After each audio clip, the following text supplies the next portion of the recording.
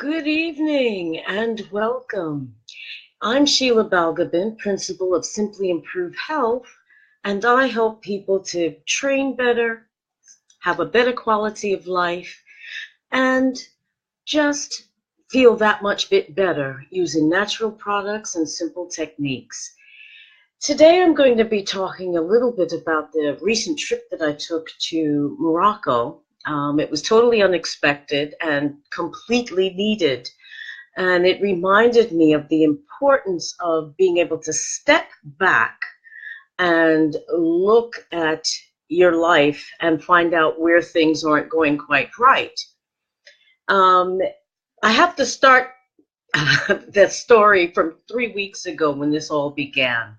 I was literally raging at the universe. It's like, what's wrong? Why aren't things moving? I'm stuck. I can't go forward. I can't go backwards. I was really in the right state.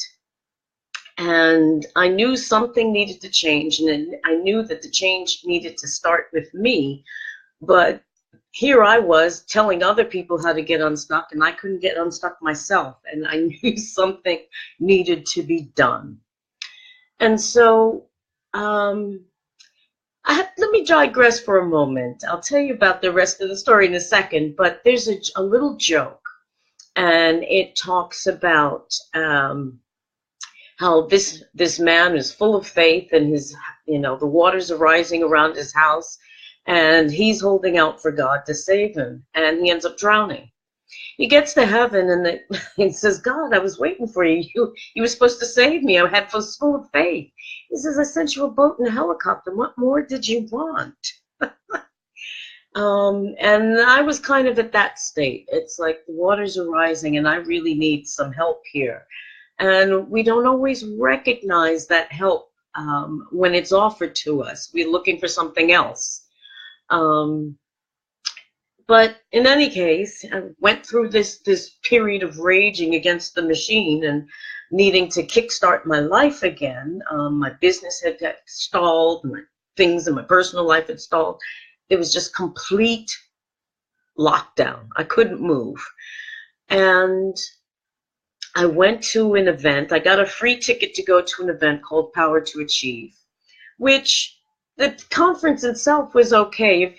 If you enjoy Andy Harrington and know who he is, you know how interesting that can be and exciting. But this was a bit too chaotic, and I wasn't very enthusiastic, shall we say, about being there. But I heard one speech, which is one of the few speeches that actually got a standing ovation. It tells you how good it was, by this lady named Cheryl.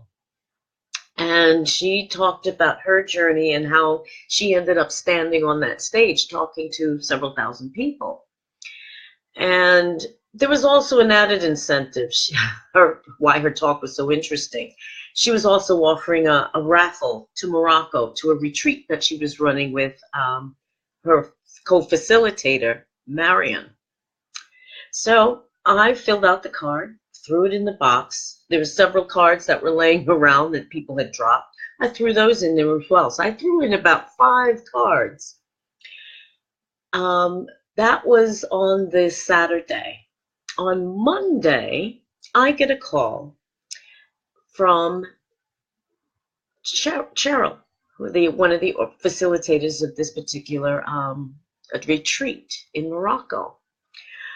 Why? We had someone drop out at the last minute. Are you still available to go?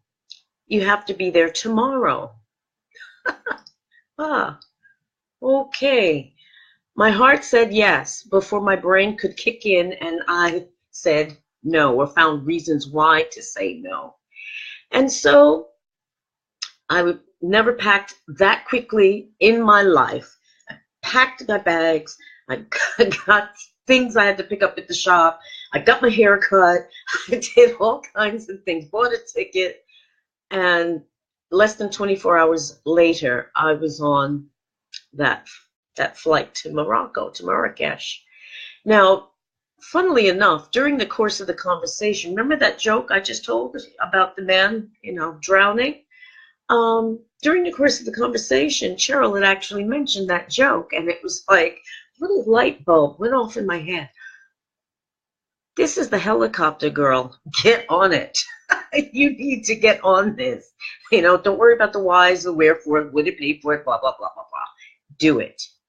And I'm so glad I did, because it was just what I needed to really kickstart things, look at some things, and move things on.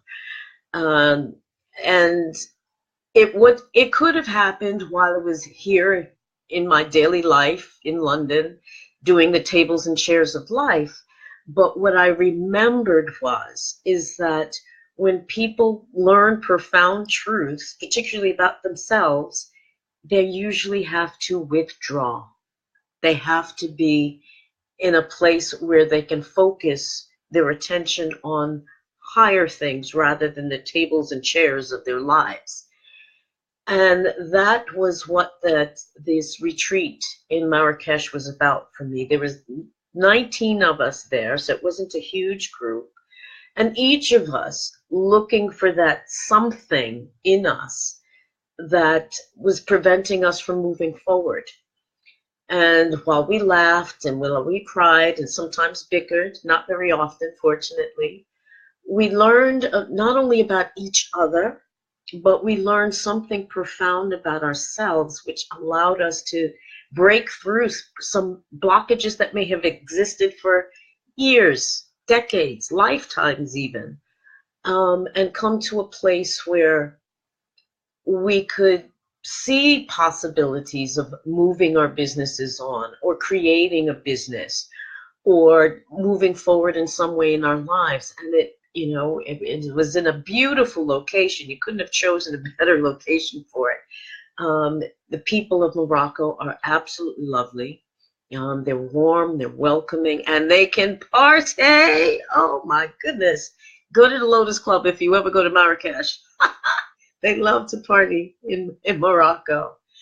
But seriously, it wasn't until I was able to step out of my normal and daily lives, all of us, in fact, step out of our normal daily lives and actually look at our lives, look at ourselves, look at our journey to where we were at that moment and where we wanted to go from there. And that really could not have happened when you're worrying about, got to pay the phone bill, the car note, are you coming home late for dinner? I'm getting into it with my teenager. You can't focus on yourself when you're so busy focusing on the outside, exterior events and people in your life. And they're in a lovely place on the edge of the desert, with the mountains to one side of us. So we're between the desert and the mountains, both places where it can be quite spiritual in terms of being able to be with yourself and to look at yourself in an honest way, because you're stripped back and bare in those places. It's just you and the natural world. But you don't have to go to Morocco and have those kinds of experiences, lovely though that they may be. It's necessary, really, for you to be able to just take that bit of time, that bit of space for yourself. And that could be going for a walk in the park. It's going to be very low tech. Taking a walk in the park, having a spa day by yourself, not with your girlfriends, chugging back. And no, that has its place. But in this case, you need to be your own company. And many people find that they are afraid of being alone with themselves, which is unfortunate, because you should be your own best friend. And you can't progress in your life. You can't build a business, grow your business, improve your life, if you're not willing to be honest and find what is in you that is potential, number one, and also what is within you that's holding you back. I kept saying, oh, it's this one, it's that one, this one's holding me back. But no, they weren't. I was holding me back. it was me and, attitudes that I picked up from other people and other places and other experiences throughout my life that had created this set of beliefs that had no basis in reality, none whatsoever. But you pick up these things, usually in childhood, and you believe them because you're a child, and what you're told by adults and those who are older than you around you, you tend to believe whether it's true or not. And having the time and space to unpack those sorts of things, particularly as you get older and start to look back at your life and say, what have I accomplished? Where am I going? Where am I going to end up? And those existential questions start to come as you get older, I have to admit. But if we're not waking up and feeling, great, another day, as opposed to, oh shit, I got another day to get through, then it's time to step back and think, what is it that makes my heart sing? Now, I knew what made my heart sing, and I've always known what made my heart sing since I was little. Problem was, I had a lot of stuff that had been put into my head that didn't reflect who I was and what I was capable of, and I believed it. And it wasn't until I had gotten stuck and really could not move forward or backwards and was just too frustrated for words that finally I gave up and allowed space for something else to come in. In this case, it was a beautiful retreat in a beautiful place. And here I have to say thank you, Heather and Abdul. You were wonderful hosts of the Dilanari, and your staff was absolutely stellar. And I have to say thank you to my fellow wise women who attended this retreat, because each one of them, just like me, was searching for that something inside of them that would make them leap forward. There's even an expression for that in French. It's reculer pour mieux sauter, to draw back in order to leap forward. And that's exactly what we all had to do, is to step back and to with help and support, look at more objectively the ideas and thoughts and beliefs that we had about ourselves and about our businesses even as well. And test those thoughts, test those beliefs, and come to realize that some of them were just smoke, something that really didn't exist except in our own minds. But we had to own it and then disown it. And it was wonderful to see each of us in our own way was able to break open the cocoon and let the chrysalis open and let the butterflies start to emerge. It was just absolutely magical. And I'm so glad that I didn't let head take over heart and gone on this trip, because it was just what I needed. And the proof of that, the actual proof of that, is that the day that I made a breakthrough, and I found out after the fact actually, things started to move forward in my life. Things started to move forward in terms of my business. A new customer came on board. I didn't even know about it. I had been designated as one of the top 50 stress management sites online, which I didn't know about. Other things, work started to come. So it wasn't that I needed others to break my deadlock. I needed to break my deadlock. And once I had done that, then everything else started to flow in my life again. And I'm so, so grateful to Marion and Cheryl, who led the retreat, and all of my wise women who attended as well.